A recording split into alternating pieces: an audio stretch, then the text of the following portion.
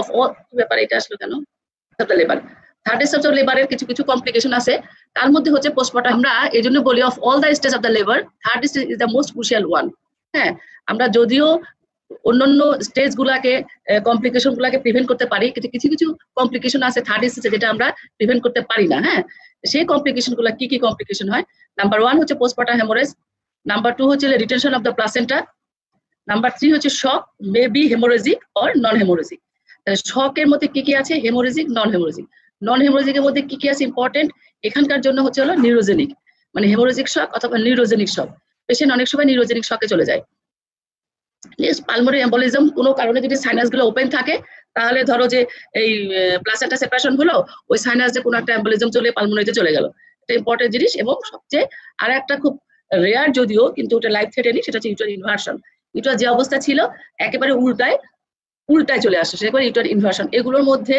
এই post-mortem haemorrhage এটা post-mortem হেমোরেজটা পড়াতে গেলে রিটেন প্লাসেন্টা এমনি চলে আসবে শকের ম্যানেজমেন্ট তোমরা আলাদা করে পড়ো পালমন কিছু পড়ানোর নাই আমি ইউটার ইনভার্সন আর হচ্ছে পোস্টমর্টম হেমোরেজ এমন কিছু স্থাপন করি partum haemorrhage means bleeding postpartum মানে হচ্ছে আফটার ডেলিভারি তাহলে বাই ডেফিনিশনে আমাদের এখানে দুই ধরনের ডেফিনিশন আছে একটা হলো কোয়ান্টিটিভ একটা হচ্ছে কোয়ালিটেটিভ কোয়ান্টিটিভ একটা হচ্ছে কোয়ালিটেটিভ কোয়ান্টিটিভ মানে হচ্ছে the amount of blood loss সেখানে বলবো it is an arbitrary and related to the amount of blood loss in excess of 500 ml following birth of the baby ডেলিভারির পরে যদি 500 মিলিগ্রামের বেশি 500 ml এর বেশি ব্লাড লস হয় তাহলে আমরা সেটাকে বলবো পোস্টপার্টাম হেমোরেজ কিন্তু এটা in case of normal vaginal delivery আর in case of caesar section যদি হয় তাহলে 800 থেকে 1000 ইন কেস অফ সিজার সেকশনে 800 থেকে 1000 কারণ এমন তো না যে সিজার সেকশনে পোস্টপার্টাম হেমোরেজ হবে না তা তো আর না তাই না সেজন্য সিজারের জন্য হলো 800 থেকে 1000 আর একটা কোয়ালিটেটিভ অথবা ক্লিনিক্যাল ডেফিনিশন আমরা যদি কোনো ডেফিনিশন ধরি তাহলে এই ডেফিনিশনটাই বলতে হবে ক্লিনিক্যাল ডেফিনিশন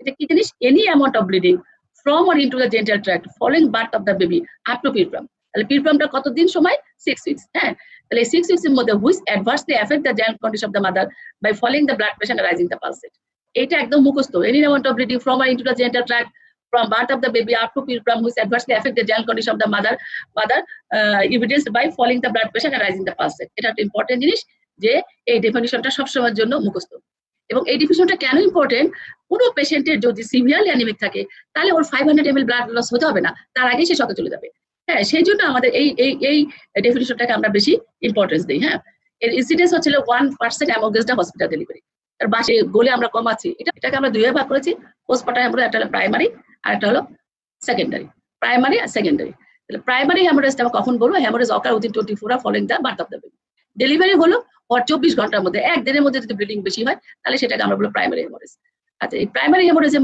মধ্যে আবার একটা হলো দুইভাবে ভাগ করা হয়েছে একটা হচ্ছে থার্ড স্টেজ হেমোরেজ একটা হচ্ছে ট্রু পিপিস প্রাইমারি হেমোরেজকে দুইভাবে ভাগ করছে একটা থার্ড স্টেজ হেমোরেজ একটা হচ্ছে ট্রু পিপিস আরো সহজকে মনে রাখার জন্য মনে রাখো থার্ড স্টেজ হেমোরেজ মানে হচ্ছে placenta within the uterine cavity true পিপিস মানে হচ্ছে placenta outside the uterine cavity তার মানে এখানে প্লাসেন্টা এক্সপালশন হয়নি এখানে প্লাসেন্টা এক্সপালশন হয়ে গেছে এখানে প্লাসেন্টা ইউটেরাইন ক্যাভিটির মধ্যেই আছে এখানে প্লাসেন্টা ইউটারাস থেকে বের হওয়ার পরে ব্লিডিং হচ্ছে তাহলে প্রাইমারিকে দুইভাবে ভাগ করবো একটা third stage haemorrhage that means placenta within the uterine cavity and true PPS that means placenta outside the uterine cavity আচ্ছা আফটার এই যে 24 আওয়ারের পর থেকে উইদিন দ্য পিরপ্রাম মানে হচ্ছে তোমার 6 উইকস এর মধ্যে যখনই হোক তখনই আমরা বলবো সেটা হলো সেকেন্ডারি হেমোরেজ হ্যাঁ প্রাইমারি হেমোরেজটা আমাদের বেশি খারাপ সেকেন্ডারি হেমোরেজটা খারাপ হলেও পেশেন্টকে টাইম পাওয়া যায় রিকভার করার অথবা ট্রিটমেন্ট দেওয়ার কিন্তু প্রাইমারি হেমোরেজের কিছু কিছু ক্ষেত্রে আমরা একেবারে টাইমই পাই না করে বলি যে 40 এটা মনে রাখা যায় 40 টি একটা হলো এক নাম্বার টি হলো টোন কিসের টোন ইউটেরাসের টোন তাহলে টোনটা কি হয়ে যায় অ্যাটনিক ইউটেরাস হয়ে যায় অ্যাটনিসিটি অফ দ্য ইউটেরাস ডেভেলপ করে তাহলে অ্যাটনিক ইউটেরাস হয়ে যায় দুই নাম্বার হচ্ছে ট্রমাটিক কোনো কারণে যদি ট্রমা হয় তার মধ্যে হলো সার্ভাইকাল টিয়ার ভ্যাজানাল টিয়ার প্যারাইওসারিজাল টিয়ার হ্যাঁ বা ইউটেরাস রাপচার এগুলো যদি কোনো ট্রমা হয় তাহলে ট্রমাটিকের কারণে সে ব্লিডিং হতে পারে নাম্বার 3 হচ্ছে টিস্যু এর মধ্যে প্লাসেন্টা এক্সপালশন হয়ে গেছে কিন্তু কিছু কিছু ডিটেন টিস্যু রয়ে গেছে অথবা ইনভেসিভ প্লাসেন্টা কিছু কিছু প্লাসেন্টা আছে যে পার্ট অফ দ্য প্লাসেন্টা বা হোল অফ দ্য প্লাসেন্টা ডিসিডুয়ারকে পায়ার্সকে মাসল লেয়ারের মধ্যে ইনভেট করে থাকে ওখান থেকে আর উঠায় আনা যায় না তাহলে একটাটি হলো টোন একটাটি হলো ট্রমাটিক একটাটি হলো টিস্যু মানে ডিটেন টিস্যু আর আরেকটাটি হলো thrombin that means blood coagulopathy যেটাকে আমরা খুব সহজ করে তোমরা বলো ডিআইসি ডিসেমিনেটেড ইন্টারভাসকুলার কোয়াগুলোপ্যাথি কারো যদি ব্লিডিং ডিসঅর্ডার থাকে তাহলেও তার এই থ্রম্বিনের কারণে তার ব্লিডিং হতে পারে তাহলে প্রাইমারি পিপিএস এর জন্য চারটাটি সবসময় বলবো এটা tone traumatic tissue and thrombin এই চারটা মুখস্থ এই চারটাটির মধ্যে আমরা দেখি যে সবচেয়ে বেশি ব্লিডিং হয় ডিউ টু অ্যাটনিক ইউটেরাস, তার মানে টোন, এটা টোন, এক নম্বর যেটা টোনের কারণে দেখা যায় যে এই ব্লিডিংটা বেশি হয়। ইউটেরাসের টোন যদি লস অফ টোন যদি হয়, ইউটেরাসে ডেভেলপ করে, তাহলে 80% ক্ষেত্রে আমরা দেখি যে তাকে আমরা করতে পারি না। হ্যালো, অ্যাট্রোসিটি বা টোন, তার আন্ডারে হচ্ছে একটা হচ্ছে গ্র্যান্ড মাল্টিপ্যারা। গ্র্যান্ড মাল্টিপ্যারা যদি হয়, মাল্টিপ্যারা যখন হয় তখন যে ঘটনাটা ঘটে সেটা হচ্ছে যে ইউটেরাসটা এনলার্জ হয় বেশি এবং বারবার প্রেগনেন্ট হওয়ার জন্য এখানে ফাইব্রাস টিস্যু বেশি ফর্মেশন হয়। ফাইব্রাস টিস্যু বেশি ফর্মেশন হওয়াতে তখন ইউটেরাসের টনিসিটিটা নষ্ট হয়ে যায়। সেম জিনিস হচ্ছে ওভার ডিস্টেশন অফ দ্য ইউটেরাস, যেমন মাল্টিপল প্রেগনেন্সি, টুইন প্রেগনেন্সি, এমনি যদি কোনো কারণে বিগ বেবি হয়, তারপরে ডায়াবেটিক মাদার যদি হয়, তাতে যদি ওভার ডিস্টেশন যদি হয়, তাহলে ইউটেরাসের মাসল যদি তোমার বেশি লম্বা হয়ে যায়, লেন্থ যদি বেড়ে যায়, তাহলে ওর টনিসিটিটা ও লস করে আলটিমেটলি।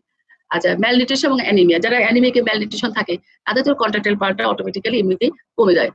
এপিএস, একটা কথা, যাদের এপিএস হয় তাদের দেখা যায় পিপিএস। এপিএস এর মধ্যে স্পেশালি যদি প্লাসেন্টা প্রিভিয়া থাকে তাহলে ওদের কিন্তু পোস্টপার্টাম হেমোরেজটা বেশি হয়। যখন প্লাসেন্টা প্রিভিয়া পড়াইছিলাম তখন কিন্তু বলছিলাম যে প্লাসেন্টা প্রিভিয়া থাকলে ওদের পোস্টপার্টাম হেমোরেজ বেশি হয়। তার কারণ কি, প্লাসেন্টা থাকে হচ্ছে লোয়ার সেগমেন্টে হচ্ছে নন রিট্রাক্টাইল পার্ট, ওটা রিট্রাকশন হয় না।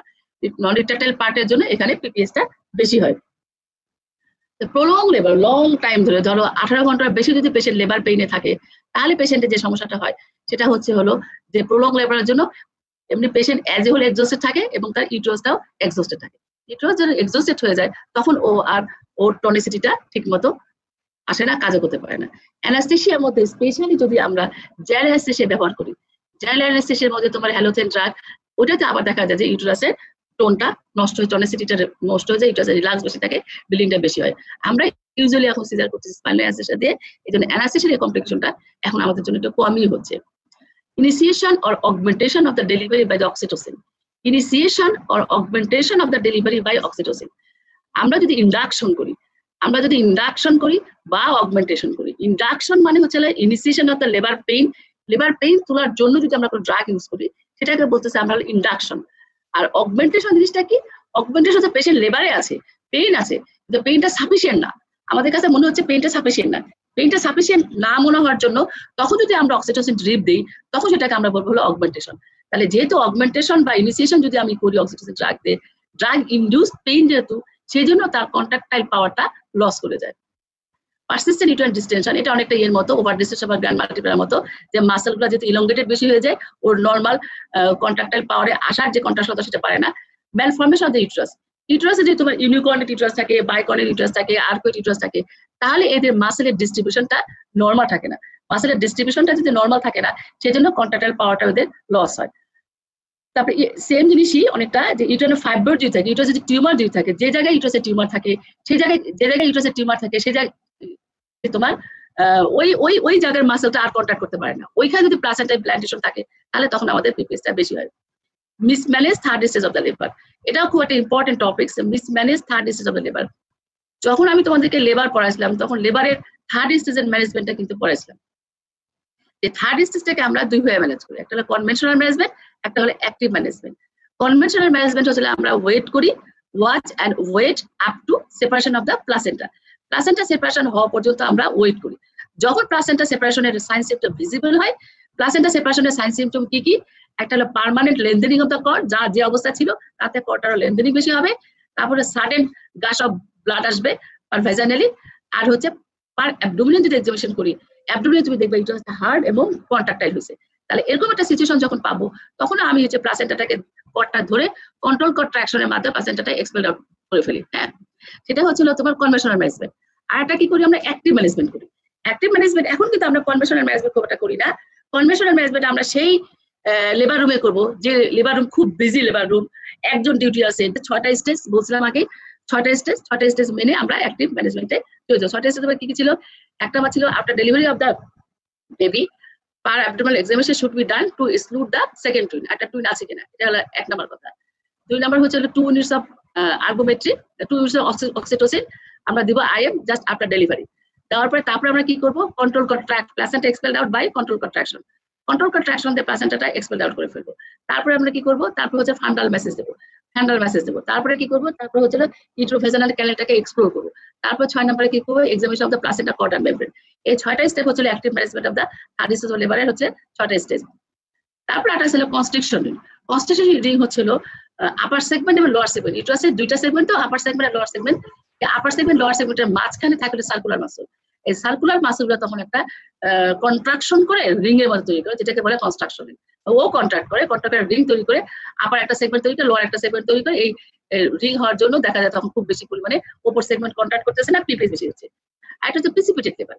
প্রিসিপিটেড লেবার হচ্ছে যদি 2 ঘন্টার মধ্যে একদম ফার্স্ট এসে সেকেন্ড এসে কমপ্লিট হয়ে যায়, সাডেন যদি একটা ডেলিভারি হয়, সাডেন যদি সার্ভিক্স ওপেন হয়ে যায়, সার্ভিক্স অস ডাইলেটেশন হয়ে যায়, ডেলিভারি হয়ে যায়, তাহলে হয় প্লাসের ইউট্রাসটা কোপ আপ করতে পারে না। এত দ্রুত ডেলিভারি হলে ও আবার যে কন্ট্রাকশন করে কোপ আপ করবে সেই ক্ষমতা ওর থাকে না। সেই জন্য দেখা যায় প্রিসিপিটেড লেবার যাদের হয় তাদের তোমার হচ্ছিল পিপিএসটা বেশি হয়। বিশেষ করে অ্যাট্রোসি ট্রমাটিক কজ অনেক বেশি দেখা যায়, এটা হতে পারে। আর কগলেশন ডিসঅর্ডার, যেটাকে আমরা বলতেছি হলো থ্রম্বিন, এগুলা ইটিওলজির মধ্যে 4টা। এখন how we can prevent the PPS, এই প্রাইমারি পিপিএস বা অ্যাট্রোসিটি, এগুলোকে আমরা কিভাবে প্রিভেন্ট করতে পারবো? আমাদের ইম্পর্টেন্ট কিন্তু প্রিভেনশনটাই আমাদের জন্য বেশি ইম্পর্টেন্ট। হ্যাঁ, আমরা যদি প্রিভেনশন না করতে পারি, আমরা ট্রিটমেন্ট করে অত পেশেন্টটাকে সেভ করতে পারবো না। প্রিভেনশনের মধ্যে নাম্বার 1 হচ্ছে আমাদের improvement of the health status of the women. এই হেলথ স্ট্যাটাসটা ইমপ্রুভ করার জন্য আমাদের অ্যান্টিনেটাল যদি বলছে, কিন্তু আমরা প্রি প্রেগনেন্ট স্টেজে যদি কোনো পেশেন্টের হেলথ স্ট্যাটাস খারাপ থাকে, অথবা সে যদি প্রি প্রেগনেন্ট অবস্থায় আমাদের কাছে কাউন্সিলিং করতে আসে যে আমি বাচ্চা নিব কি নিব না, এই সময় যদি তার হেলথ স্ট্যাটাস যদি খারাপ থাকে, তাহলে আমরা তখনই তাকে কিন্তু ইমপ্রুভমেন্টের জন্য তাকে সাজেশন দিয়ে একটা মিনিমাম ওয়েট, স্ট্যান্ডার্ড একটা ওয়েটে এসে তারপরে সে কনসেপ্ট করার জন্য তাকে আমরা অ্যাডভাইস করবো। নেক্সট হচ্ছিল ডিউরিং অ্যান্টিনেটাল পিরিয়ডে এক্সক্লুড করে ফেলবো। Who are the high risk patient for developing the postpartum haemorrhage. কোন পেশেন্টগুলো আমাদের পোস্টপার্টাম হেমোরাইজ হতে পারবে, তাদেরকে আমরা এক্সক্লুড করে আগে থেকেই ব্লাড ম্যানেজ রেখে অ্যানিমিয়া কারেকশন করে আমরা তাদেরকে মানে প্রিপেয়ার্ড রাখবো যে যাতে পিপিএস না হয় বা হলে আমরা যেন ম্যানেজ করতে পারি। এবং প্রত্যেকটা অ্যান্টিনেটাল পেশেন্টের গ্রুপিং এবং আরএস টাইপিং আমরা করি, এটা রুটিন ইনভেস্টিগেশনের মধ্যে করি, সেটাও করে পাই। এটা হলো অ্যান্টিনেটাল। হ্যাঁ, অ্যান্টিনেটাল। এখন আসলে ইন্টারনেটাল, মানে during labour, patient labour pain শুরু হয়ে গেছে, ডিউরিং লেবার যদি কোন জিনিসগুলোকে আমরা অ্যাভয়েড করার চেষ্টা করবো, যেগুলো কজ ছিল আগে, যেগুলো কজ বললাম, ওই কজগুলোকে আমরা অ্যাভয়েড করলে কিন্তু হবে। যেমন judicious administration of the sedative and analgesic drug. আমরা যদি সিডেটিভ এবং অ্যানালজেসিক ইউজ করি, তাহলে অবশ্যই জুডিশিয়াসলি ইউজ করতে হবে। বেশি যদি সিডেটিভ দিই, বেশি যদি অ্যানালজেসিক দিই, তাহলে কিন্তু ইউট্রাসের মাসলটা ফ্ল্যাবি হয়ে যাবে এবং ওর কন্ট্রাক্টাইল পাওয়ারটা লস হয়ে যাবে। তারপরে hasty delivery of the baby is to be avoided. একেবারে টানা স্টার করে ডেলিভারি যদি করি, তাহলেও দেখা, এটা আমরা করবো না, করতে গেলে দেখা যায় পিপিএস এর চান্স বেশি থাকে। কারণ হলো টানা স্টার করে ডেলিভারি করতে গেলে অনেকটা তোমার হচ্ছে হলো প্রিসিপিটেড লেবারের মতো হবে, তাহলে ইউট্রাসের মাসল আর কোপ আপ করতে পারবে না। সেই জন্য আমরা হ্যাস্টি ডেলিভারিটাকে অ্যাভয়েড করবো। হ্যাঁ, তারপরে লোকাল আর ইপিডুরাল অ্যানাস্থেসিয়া। আমরা যদি ইপিডুরাল অ্যানাস্থেসিয়া দেওয়া যাবে কি যাবে, পেশেন্টটাকে ঠিক করতে হবে, কারণ ইপিডুরাল অ্যানাস্থেসিয়া দিলে একটু পিপিএস এর চান্স বেশি থাকে। কারণ লেবার পেইন ম্যানেজমেন্টের মধ্যে আমরা ইপিডুরাল অ্যানাস্থেসিয়া ইউজ করি। Services on expert obstetrics anaesthesia. যদি অ্যানাস্থেসিয়া লাগে, তাহলে অবশ্যই আমাদের একটা এক্সপার্ট অ্যানাস্থেটিস্ট এবং নিতে হবে যে প্রপার ভাবে অ্যানাস্থেসিয়া দিতে পারবে। And active management of third stage of labour, যেটা বললাম যে আমরা এখন কনভেনশনাল ম্যানেজমেন্ট না করে অ্যাক্টিভ ম্যানেজমেন্ট করি। অ্যাক্টিভ ম্যানেজমেন্ট হচ্ছে 6টা স্টেপ, এই 6টা স্টেপ আমরা মেনটেন করার চেষ্টা করি। Temptation of feeding and kneading of the uterus, মানে ইউট্রাসে গুতাগুতি করা, বুঝছো, যে উপর থেকে চাপ দেওয়া, চেপে চেপে বের করে নিয়ে আসা, এগুলো যদি করতে যাই, এক কথায় mismanagement of third stage of labour. এই কথাটার অর্থ একসঙ্গে বলা ভালো, mismanagement of third stage of the labour. তাহলেও আমাদের মিসম্যানেজমেন্ট না হয়, অ্যাকুরেট ম্যানেজমেন্ট করতে হবে। তারপরে এক্সামিনেশন দ্য প্লাসেন্টা, এটা তোমার এই অ্যাক্টিভ ম্যানেজমেন্টের মধ্যে চলে আসে যে প্লাসেন্টা এক্সামিনেশন করতে। এক্সামিনেশন প্লাসেন্টা, কর্ড আর মেমব্রেন, তিনটাই বলতে হবে, শুধু প্লাসেন্টা না। In all case of the induce or accelerated labour by oxytocin, তাহলে আমরা ইন্ডুস বা অ্যাক্সিলারেটেড লেবার অফ অক্সিটোসিনটাকে আমরা অ্যাভয়েড করার চেষ্টা করবো। এগুলা আচ্ছা, এক্সপ্লোরেশন অফ দ্য ইউটেরোভাজিনাল ক্যানাল, এটাও আমাদের অ্যাক্টিভ ম্যানেজমেন্টের মধ্যে জিনিসটা চলে আসে। To observe the patient for about 2 hours after delivery. আমরা এখন তো লেবার স্টেজটাকে একটা 4th স্টেজ করেই ফেলেছি, যে আরেকটা স্টেজ 4th স্টেজ, যেটা 1 ঘন্টা। 4th স্টেজে আমরা 1 ঘন্টা, ফার্স্ট 1 ঘন্টা যদি আমরা ফলো আপ করি, তাহলেও কিন্তু আমরা অবশ্যই early diagnosis, early treatment and maternal mortality and also morbidity prevent করতে পারবো। তাহলে এখানকার কিন্তু প্রিভেনশনটাও ইম্পর্টেন্ট। হ্যাঁ, কজ যেমন ইম্পর্টেন্ট, প্রিভেনশনটা সেরকম কিন্তু ইম্পর্টেন্ট। এগিয়ে চলে যাচ্ছে না। থার্ড আমরা মানে হচ্ছিল placenta within the uterine cavity, মানে ইনডাইরেক্টলি এটাকে রিটেন প্লাসেন্টা বলতে পারো। হ্যাঁ, এটাকে রিটেন প্লাসেন্টা বলতে পারো, যে placenta within the uterine cavity, প্লাসেন্টাটা ভিতরে আছে, মানে প্রেসিভাস আছে, সবগুলোর ক্ষেত্রে থাকে। আচ্ছা, যাই হোক, to empty the uterus, to replace the blood, to ensure the effective haemostasis. কোনো ব্লিডিং থাকলে সেটা আমাদেরকে বন্ধ করে ফেলতে হবে। হ্যাঁ, এখন কি ভাবে আমরা ম্যানেজ করবো স্টেপ অনুযায়ী? এখানে একটা প্লাসেন্টাল সাইড ব্লিডিং হতে পারে অথবা ট্রমাটিক ব্লিডিং হতে পারে, তাই না? প্লাসেন্টা কিছু পোর্শন সেপারেশন হয়ে গেল, কিছু পোর্শন সেপারেশন হলো না, তাহলে কিন্তু ব্লিডিং হয়। কিন্তু হোল অফ দ্য প্লাসেন্টা যদি সেপারেশন হয়ে ইউটেরাইন ক্যাভিটির মধ্যে পড়ে থাকে, তাহলে ব্লিডিং বন্ধ হয়ে যাবে। আর হলো ট্রমাটিক, যদি কোনো ইনজুরি থাকে তাহলে সেখানে আমরা সেই ইনজুরিগুলোকে রিপেয়ার করলে হয়ে যাবে।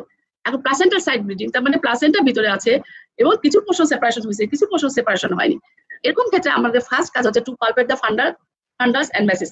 এই ফান্ডাসটাকে পালপেট করে কত সাইজ পর্যন্ত আছে, ইউটেরাসের কন্ট্রাক্টটা কেমন, ওর কনসিস্টেন্সি কেমন, এবং তার সঙ্গে হচ্ছে মেসেজ করো। আর এর পরপরে আমরা যে জিনিসগুলো দিতে থাকি সেটা হচ্ছিল ইটিওটনিক ড্রাগগুলো, ওগুলো আমরা দিতে থাকি। হ্যাঁ, আচ্ছা, তার সঙ্গে আর্গোমেট্রিন, যদি ব্লিডিং যদি হয় তাহলে আর্গোমেট্রিন আমরা 0.25 মিলিগ্রাম অথবা মেথাজিন 0.2 মিলিগ্রাম আইভি দিয়ে দেবো, এবং সিটেশন লাগলে সিটেশন দিয়ে দেবো। স্টার্ট দ্য ডেক্সট্রোস্যালাইন ড্রিপ দিব, ক্যাথেটারাইজ দ্য ব্লাডার। ব্লাডারকে যদি ইভাকুয়েট না করি তাহলে কিন্তু প্লাসেন্টাটা বেরিয়ে আসতে পারবে না। হ্যাঁ, দুইটা ক্যাথেটার করার দুইটা উদ্দেশ্য, একটা হচ্ছে হলো তার ব্লিডিং যে হয়েছে হেমোরোজিক শকে আছে কিনা পেশে সেটাও দেখা যাবে ভালোভাবে, ইউরিন আউটপুটটা কত, নাম্বার 1। নাম্বার 2 হচ্ছে ব্লাডার যদি ইভাকুয়েট করি তাহলে ইউটেরাসের টোন যদি নষ্ট হয়ে থাকে তাহলে টোনটা আবার ব্যাক করে ইউটেরাস কন্ট্রাক্ট করে প্লাসেন্টা সেপারেশন করেও আবার এক্সপেল আউট করতে পারে। হ্যাঁ, তাহলে আমি হলো পেশেন্টটাকে হিস্ট্রি তো নিলামই, এক্সামিনেশন করলাম, স্পেশালি ইউটেরাস এক্সামিনেশন করে তাকে ফান্ডাল মেসেজ দিলাম, তার সঙ্গে আর্গোমেট্রিন দিলাম, পেশেন্ট যদি রেস্টলেস থাকে তাকে সিডেশন দিলাম, ক্যাথেটারাইজেশন করলাম। বাই দিস টাইম আমরা একটা স্যালাইন ড্রিপ স্টার্ট করলাম। ডিউরিং দিস প্রসিডিউর, এই সময় if the features of placenta separation are evident, হ্যাঁ, যদি এই সময় দেখা যায় প্লাসেন্টা সেপারেশন হয়ে গেছে তাহলে আমরা সেই সময় গিয়ে কন্ট্রোল কন্ট্রাকশনের মেথডে প্লাসেন্টাটাকে এক্সপেল আউট করে ফেলবো। এক্সপেল আউট করে ফেলবো by control contraction. If the features of placenta separation are not evident, আমি দেখলাম যে না প্লাসেন্টা সেপারেশনের কোনো ফিচারই নেই, তাহলে manual review of the placenta under general anaesthesia is to be done. তাহলে এই যে মানে এটা তো আমি মানে প্লাসেন্টাটা যখন আমরা ফান্ডাল মেসেজ দিতে থাকি তখন দেখা যায় অনেক সময় ইউটেরাসটা কন্ট্রাক্ট হয়ে যায়, দেখা যায় প্লাসেন্টাটা সেপারেশন হয়েছে। প্লাসেন্টা সেপারেশন হলে কিভাবে বুঝবো? ওই কর্ডটা লম্বা হয়ে আসবে, পার্মানেন্ট লেনদেনে হবে, কর্ড হবে, সাদেন গাছ ব্লাড আসবে, তারপরে ইউটেরাসটা হার্ড কন্ট্রাক্টেড হবে। এরকম হলে প্লাসেন্টাটা আমি কন্ট্রোল কন্ট্রাকশন দিয়ে বের করে ফেলবো। আর যদি দেখি যে না ইউটেরাস এখন ফ্ল্যাবি আছে, ল্যাক্স হয়ে আছে, কোনো প্লাসেন্টা সেপারেশন কোনো এভিডেন্ট নাই, তাহলে আমি প্লাসেন্টাকে রিমুভ করবো by manual removal under anaesthesia. General anaesthesia কেন ডিসপ্যারেন্ট অ্যানেস্থেসিয়াও করা যায়, কিন্তু সাধারণত পিপিএস টিপিএস হয়, এই জন্য এই ক্ষেত্রে রোগীর মরিবেন্ট কন্ডিশন থাকে, অনেক সময় জেনারেল অ্যানেস্থেসিয়াটাকে প্রিফারেবল। কিন্তু আমরা পেশেন্টের জেনারেল কন্ডিশন যদি ভালো থাকে তাহলে আমরা পেশেন্টটাকে স্পাইনাল দিয়েও করতে পারবো। তাহলে manual removal of the placenta under general anaesthesia. এখন যে ম্যানুয়াল রিমুভ অফ দ্য প্লাসেন্টাটা আমরা কিভাবে করি, এটা একটা picture for manual remove of the placenta loosing. হ্যাঁ, যে আমরা হাতটাকে কোন শেপ ম্যানারে, হ্যাঁ, the fingers are introduced within the uterine cavity by the cone shape manner. Cone shape manner, হাতটাকে বন্ধ করলাম cone shape manner by the guidance of the placenta, the guidance of the cord. এই কর্ডটাকে কিন্তু ধরেছি আমি, কর্ডটাকে feel করেছি, কর্ডটাকে feel করে আমি গ্র্যাজুয়ালি আমি কিন্তু আগাচ্ছি। হ্যাঁ, আগায় গিয়ে একদম ল্যাটারালি, একদম যে কোনো ল্যাটারালি প্লাসেন্টার একদম ল্যাটারালি গিয়ে যেখানে আমি দেখছি প্লাসেন্টার মার্জিন সেখানে প্লাসেন্টাটাকে আমি সেপারেশন করবো।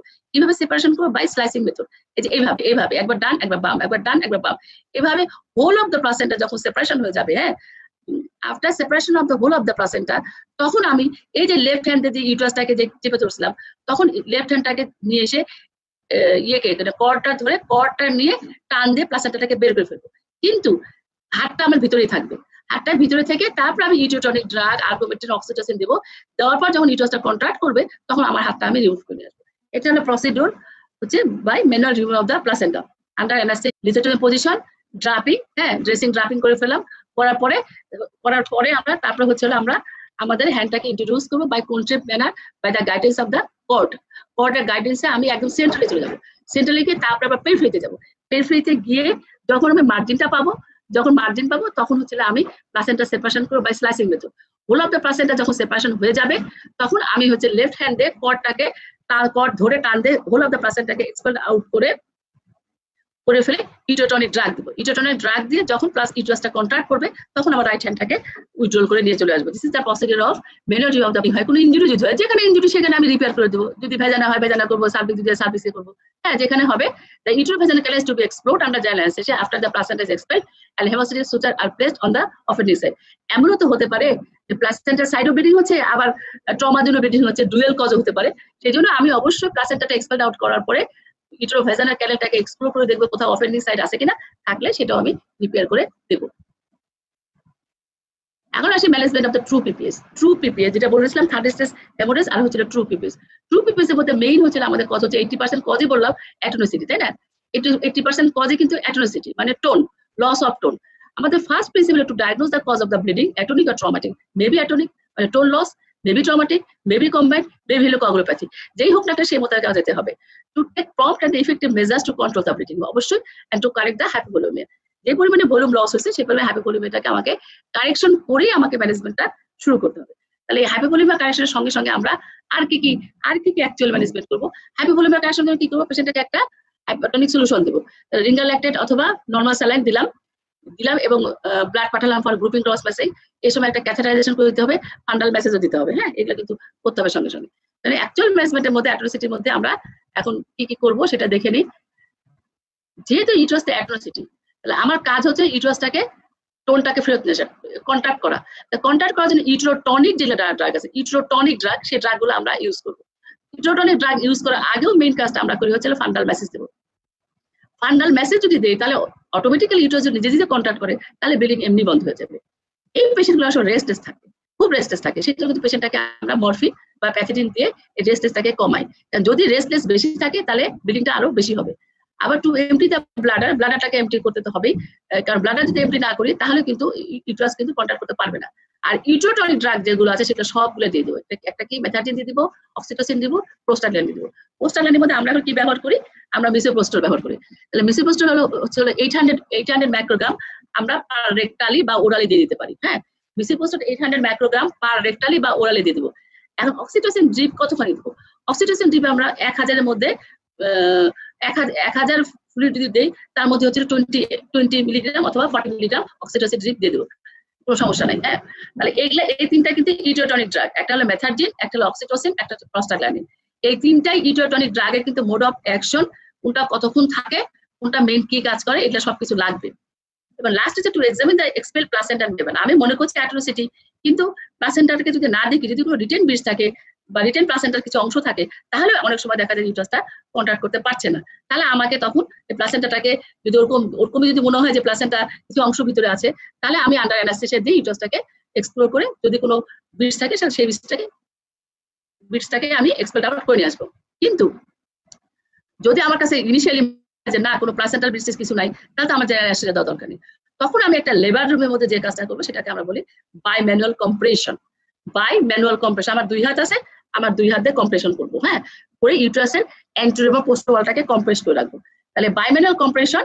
আর হচ্ছে বাই ম্যানুয়াল কম্প্রেশন যদি আমার কাছে ফেল হয়, তাহলে তখন আমি হচ্ছে কন্ডম বেলুন ক্যাথেটারাইজেশন করবো। বাই ম্যানুয়াল কম্প্রেশনটা মানে এটা একটা লেবার রুমে তুমি দিতে পারবা, সঙ্গে সঙ্গে দিতে পারবা, এবং অনেক পেশেন্টের লাইফ সেভ করতে পারবা।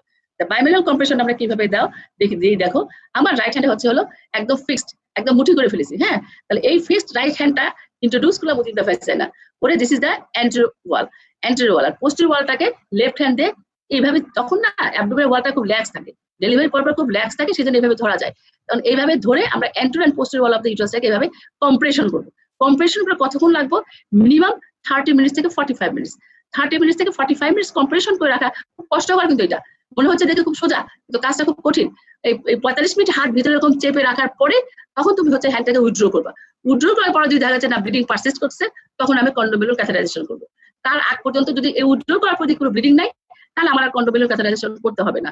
হ্যাঁ, যদি ওইটা ফেল হয়ে যায়, তখন আমি কন্ডম বেলুন ক্যাথেটারাইজেশন করবো, যেটাকে সাইবাস বলে। সাইবা ম্যাডাম যার জন্য অ্যাওয়ার্ড পেলেন এই সে condom balloon catheterization. Condom balloon catheterization প্রসিডিউরটা কি?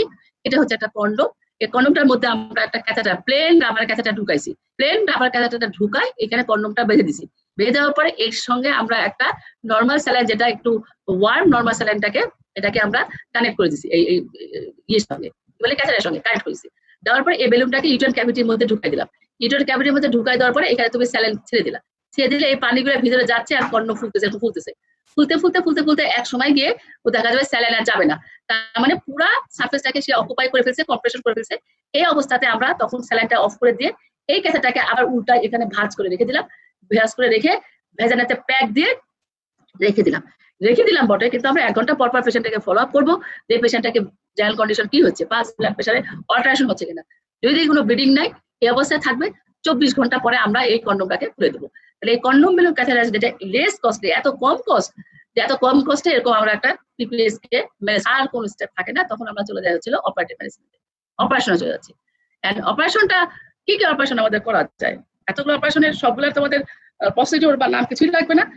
একটা হচ্ছে ইউটেরাইন লাইগেশন করতে পারি, এটা বলবা বাইল্যাটারাল বলবা। বায়োল্যাটারাল ইউটেরাইটাল লাইগেশন করতে পারি, ইন্টারনাল ইলিয়াক কার্টে লাইগেশন করতে পারি, বিলিস ব্রেস্ট সুচা দিতে পারি, অথবা এগুলা সব যদি ফেল হয় তাহলে আমরা শুধু হিস্টেক্টমি একেবারে ইউটারাসটাকে ফেলে দিতে পারি যদি আমরা সবগুলো প্রসিডিউর ফেল হই। এই চারটার মধ্যে আমি প্রথমে কোনটা বলবো? ইউটেরাইটাল লাইগেশন করা তো সোজা না, ইন্টারনাল ইলিয়াক কার্টে লাইগেশন করা তো সোজা না। এই চারটার মধ্যে সোজা হচ্ছে বিলিস ব্রেস্ট সুচা। তাহলে আসলে আমরা এখন 1 নম্বরেই বলবো বিলিস ব্রেস্ট সুচা, 2 নম্বরে বলবো বায়োল্যাটারাল ইউটেরাইটাল লাইগেশন, 3 নম্বরে বলবো ইন্টারনাল ইলিয়াক কার্টে লাইগেশন, নেক্সট আমরা বলবো 4 নম্বরে বলবো হিস্টেক্টমি। যদি আমার সব প্রসিডিউর ফেল হয়ে যায়, আমি কিছুতেই ব্লিডিং বন্ধ করতে না পারি, তাহলে তখন আমি বাউন্ড যে আমাকে পেশেন্টটাকে সেফের জন্য, লাইফ সেফের জন্য হিস্টেক্টমি করতে পারে। আর ট্রমাটিক তো যেখানে ব্লিডিং হবে, যেখানে ইয়ে থাকবে তোমার ট্রমা থাকবে বা ইনজুরি থাকবে, সেখানে আমি ডিপিআর করে দিলাম। হ্যাঁ, যে এটা ইন্টারনাল ইলিয়াক কার্টে কোন জায়গায় বাঁধি আমরা সে দেখাচ্ছি। এটা খুব একটা সোজা প্রসিডিউর না, কারণ ইন্টারনাল এটা থাকে রেট্রোপেডিক, তোমাদের প্রসিডিউর লাগবে না, তোমরা শুধু নাম জানো this is the বিলিস breast suture. এই ব্রেস্ট সুচারে আমরা এই ইউটারাসটাকে সামনে পিছন দিক থেকে ঘুরাই নিয়ে এসে চাপে এটাকে চেপে একটা ব্যাগের মতো তৈরি করে দিই, জাস্ট একটা ব্যাগের মতো চেহারা তৈরি করে দিই, আর তেমন কিছু না। হ্যাঁ, ধরো কালকে যে ডেলিভারি 24 আওয়ার পর থেকে হোল অফ দ্য পিরিয়ড যদি ব্লিডিং বেশি হয় সেটাকে আমরা বলবো secondary period. Just this is the time limit. হ্যাঁ, পিরিয়ডের পিপিএস এর ডেফিনিশন, সেই পিপিএস যদি টাইমটা তোমার 24 আওয়ার পরে হয় তাহলে আমরা বলবো সেকেন্ডারি পোস্টপার্টাম হেমোরেজ। কজ কেন হয় সেকেন্ডারি পোস্টপার্টাম হেমোরেজ? ইন্টারেস্টিং বিষয় হলো the bleeding is usually occurs between the age 8 to 14 days of delivery. Usually এটা 8 থেকে 14 ডেজের মধ্যে বেশি হয় ইউজুয়ালি। তার মেইন কারণ হলো যে এটা আসলে মানে infection related cause. Infection related কজের জন্য ইনফেকশন হয়ে সেটা ফ্লেয়ার আপ হয়ে তার সিম্পটম প্রডিউস করতে 8 to 14 ডেজ লেগে যায়।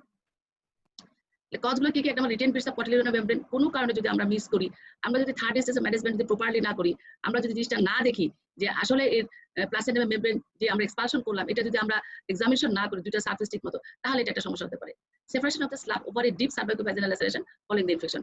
এখানে একটা ছিল মানে টিয়ার ছিল, সার্ভাইক অথবা ভ্যাজিনাতে কোনো ইনজুরি ছিল, সেই ইনজুরিটা ব্লিডিং বন্ধ হয়ে হিলিং প্রসেসে ছিল, কিন্তু ওখানে কোনো কারণে ইনফেকশন হয় তাহলে ওটা ল্যাসেরেশন হয়, ওই জায়গাটা বা স্ল্যাব আউটে খুলে পড়ে যায়, খুলে পড়ে গিয়ে আবার হতে পারে। সেটা হলো separation of the slab over a deep cervicovaginal laceration following the infection.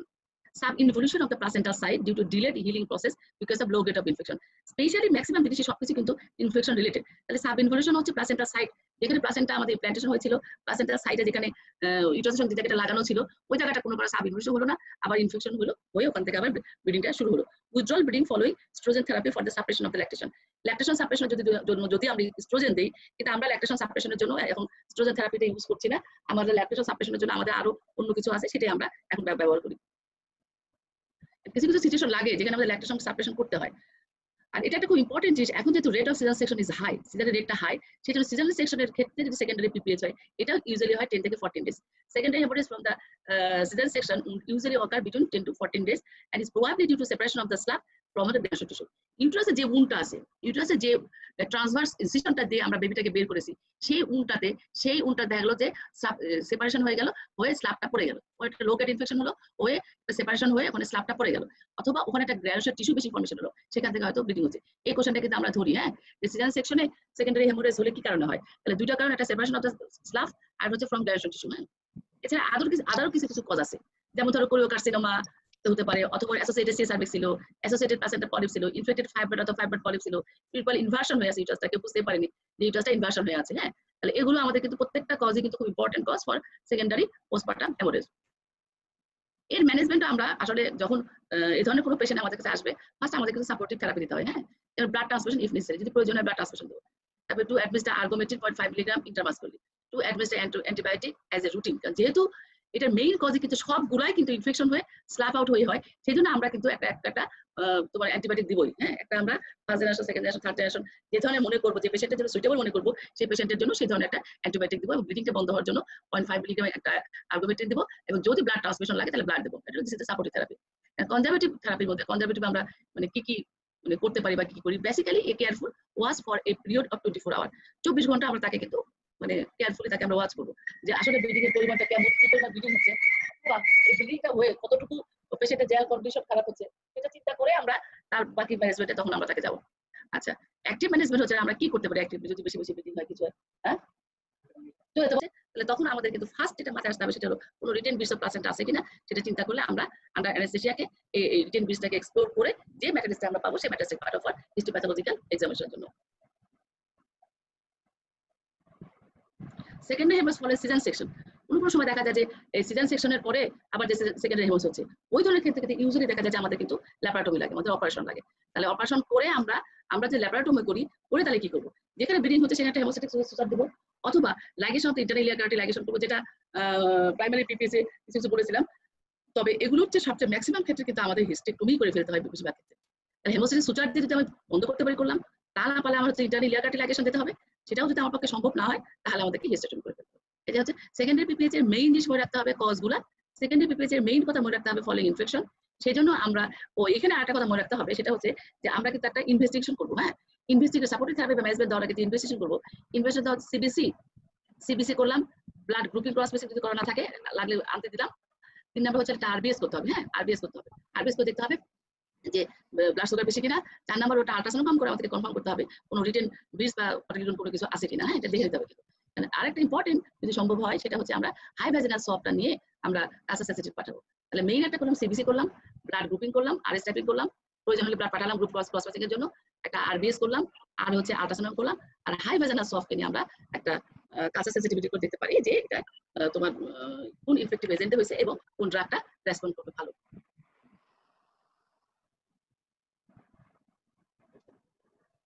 Actually, uterine inversion, এটা আমাদের একটা থার্ড স্টেজ কমপ্লিকেশন মধ্যে, this is a rare complication, this is not the usual complication, though it is a rare complication but it is a life threatening complication.